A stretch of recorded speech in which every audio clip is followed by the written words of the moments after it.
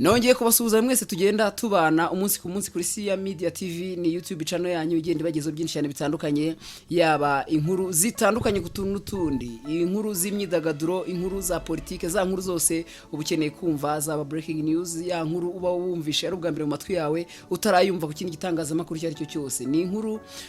ziba zirimo zirenda zivugwa hanze ahangaha mu bitangazamakuru bitandukanye cyangwa se hanze ahangaha amakuru ukeneye kumenya yaba interview zitandukanye z'ibyamamare aho ziza hano live kuri kamera za Sia Media TV zikivugira bimwe mu biziranga cyangwa se bimwe mu bibaranga ndavuga ibyamamare bitandukanye uyu munsi rero reka nshimire mwe mwese mugenda mutwereka ko tubana yaba abakora subscribe abakora share ku biganiro dukora mwese murabo gushimirwa nkubwira ngo iyo wakoze subscribe ikiganiro cyose dushyizeho uba mu bambere bacyaccessinga mbere y'abandi bantu uyu munsi wa none rero reka tuvuge no kuri no nkuru murabizi neza amakuru menshi cyane uyu munsi wa none ari maraza agaruka kuri bimwe birabera mu burasirazuba bwa Repubulika Iharanira Demokarasi ya Kongo ubwo uyu munsi wa none hasohotse indi nkuru ivuga ko leta ya Kongo DR Kongo yamaze gutsimbarara rwose ku gitutu cyo kuganira na M23 iravuga iti aho kuyituganira na M23 rwose bizace nahandi ibyo ntibishoboka bimeze biterero reka turebere hamwe iki gitutu y'Kongo irimo irashyirwaho cyo kuganira na M23 ikagitera utwatsi ubundi bimeze bite kubera iki Kongo itaganira ni M23 reka dukomeze nge tugenda tubana nitwa Didier Panda reka dutangire kino kigano cyacu cy'uyu munsi ni mu gihe rero gitutu gikomeza kwiyongera leta ya Kongo ikomeje guhagarara ku cyemezo cyayo cyo kuganira ibiganiro bitaziguye n'uyu mutwe wa M23 umaze gufata ibice bitandukanye mu burasirazuba bw'iki gihugu leta ya Kongo rero ivuga ko rwose ibi bintu bitakora kuba yakwicara ikiganira n'uyu mutwe wa M23 rero ni muri iki cyumweru gishize leta y'Ubwongereza yiyongereye mu bihugu bitandukanye bisaba uyu mutwe ushyirwa mu biganiro mu gufasha kubona igisubizo cya politike kuri iyi ntambara ariko mu biganiro na BBC Judith Suminwa Turuka uyu ni minisitiri w'intebe wa DR Kongo yavuze ko leta ishaka kuganira n'u Rwanda ishinja gufasha M23 abantu bagera mu 8500 barishwe kuva iyi mirwano yakomera guhera muri Mutarama nkuko abategetsi ba leta Iharanira Demokarasi ya Kongo babivuga ababarirwa mu bihumbi magana bahunze ingo zabo kubera iyi imirwano inzobere zawe ni zibona ko rwose u Rwanda ngo ruyifitemo uruhare ukuri kuriho nuko uwateye leta Iharanira Demokarasi ya Kongo ari u Rwanda niko uyu mugabo Suminwa avuga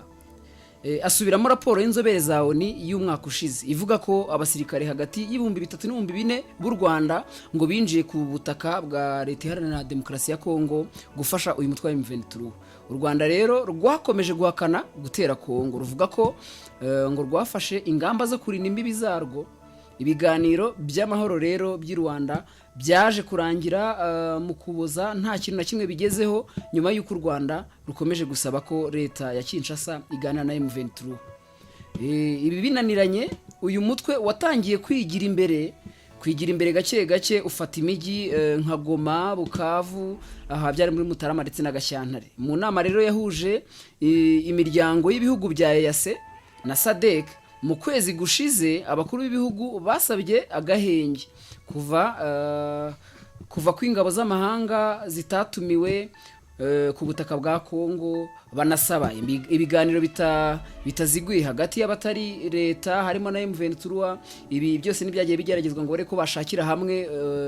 igisubizo cy'ibibazo birimo birabera kuri ubutaka bwa Kongo Perezida Paul Kagame w'u Rwanda rero we abajijwe na CNN niba ingabo z'u Rwanda ziri muri DR Kongo yarasubije ati simbizi intambara muri Repubulika Iharanira Demokarasi ya Kongo muri iki gihe yaje gutuma u Rwanda rugenda rutakaza bumwe mu bushuti cyangwa se imibanire rugiye rufitanye n'ibihugu by'ibituranyi harimo nk'u Burundi cyangwa se ibindi bihugu bitandukanye mujya mwumva muri izi nkuru. Igitutu rero gikomeje kwiyongera basaba abategetsi barwo kuvana ingabo zarwo muri leta muri Repubulika Iharanira Demokarasi ya Kongo. Suminwa rero ati ariko ntabyo bakora, yishimira ibihano bya Amerika byafatiwe Minisitiri James Kabarebe w'u Rwanda, avuga ko bizafasha gushyira igitutu ku bushotoranyi ngo u Rwanda rukomeza gukorera iki gihugu cya Kongo. U Rwanda ariko rwamaganye ibyo bihano ruvuga ko bidafite ishingiro kandi ntacyo bifasha mu gukemura iki kibazo. Minisitiri w'intebe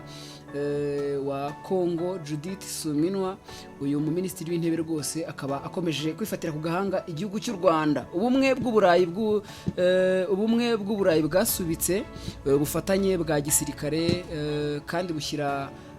mu gusubiramo cyangwa se kuvugura amasezerano bufitanye n'u Rwanda ku bikorwa by'ibanze n'amabuye y'agaciro. Suminwa uyu akaba ari minisitiri w'intebe wa leta wa Repubulika Iharanira Demokarasi ya Kongo, nanone yishimira ibyo byemezo by'ubumwe bw'uburayi bafatiye u Rwanda. Avuga ko gusahura umutungo kamere ari rimwe mu mpamvu y'iyi ntambara, avuga ko rwose ngo ariyo mpamvu ngo leta y'u Rwanda ngo abasirikare baba bari muri iki gihugu cya Kongo. Repubulika Iharanira Demokarasi ya Kongo rero ishinja u Rwanda gucukura bitemewe ibirombe by'amabuye y'agaciro byayo ni mu burasirazuba, ibyo u Rwanda rukomeza guhakana rwivuye inyuma. Ni mu cyumweru gishize Ubwongereza nabwo bwatangaje ko buzahagarika inkunga ku Rwanda uretse igenewe amatsinda akennye cyane, mu gihe iki gihugu kitavanye ingabo zacyo muri Repubulika Iharanira Demokarasi ya Kongo kandi n'agahenge k'amahoro kakagirwaho. U Rwanda rero ruvuga ko ibihano byatangajwe n'Ubwongereza nta kintu bifasha Repubulika Iharanira Demokarasi ya Kongo cyangwa ngo bifashe mu kugera ku gisubizo kirambye cya politike kuri aya makimbirane arimo arabera mu burasirazuba bwa Kongo. Ubwongereza kandi bwasabye leta ya Kinshasa kuganira n'umutwe wa M23 nubwo Kinshasa nayo ubusabe bwose bwo kuba yagana n'uyu mutwe wa M23 ikomeza kubutera utwatsi. Minisitiri rero w'intebe wa Repubulika Iharanira Demokarasi ya Kongo nawe avuga ko ngo u Rwanda rurimo kwirengagiza ubusabe bwose bwo gukura ingabo zarwo muri Repubulika Iharanira Demokarasi ya Kongo. Uyu muvugizi rero wa Repubulika Iharanira Demokarasi ya Kongo yagize ati none ninde urimo kubangamira gukemura amakimbirane? Ntabwo ari leta ya Kongo rwose. Ubwo yari amagambo y'umuvugizi wa Repubulika Iharanira Demokarasi ya Kongo. U Rwanda hamwe na ONU rushinja leta ya Kongo guha indaro no gukorana n'umutwe wa FDLR urimo bamwe mu bawugize bashinjwa gukora jenoside mu Rwanda mu 1994. Abajijwe kuri ibi, Judith Suminwa yahakanye ko ingabo za Kongo zikorana na FDLR, ariko avuga ko igihugu cye cyakora ibikorwa ibyo ari byo byose byo gusenya uyu mutwe. Uyu Suminwa rero abajijwe uko abona intambara izarangira mu gihe uyu mutwe wa M23 waba udashyize intwaro hasi kandi nabo bakaba badashaka kuganira n'uyu mutwe wa M23, we yagize ati twebwe icyo dukeneye no kuganira n'u Rwanda, ati kuko kuganira n'u Rwanda nicyo gisubizo cyoroshye kandi cyakwizeza gahenge muri kano karere. Ati ikintu u Rwanda rwadukorera nta kindi no kuvana ingabo zarwo ku butaka bwa Kongo ndetse na M23 igahagarika kwica abaturage. Bivuze ngo kugera kuri no munsi wa none ukurikije amagambo y'uyu muvugizi wa Repubulika Iharanira Demokarasi ya Kongo, aragaragaza ko leta ya Kongo ntabwo yiteguye kujya mu biganiro ngo iganire n'umutwe wa M23 mu gihe cyose uyu mutwe cyangwa se igihe leta y'u Rwanda itemera kuba yakura ingabo zayo muri kino gihugu. Umutwe wa M23 nawo ukaba uvuga uti ntabwo tugomba gushyira intwaro hasi mu gihe tutarabura uburenganzira ku butaka bwacu ku gihugu cyacu. Uyu mutwe wa M23 nko mubizi urimo urarwana kandi uvuga ko urimo uraharanira abaturage bose utavanguye, ukomeza no gushinja leta ya Felix Tshisekedi kuba ivangura, aho bashinja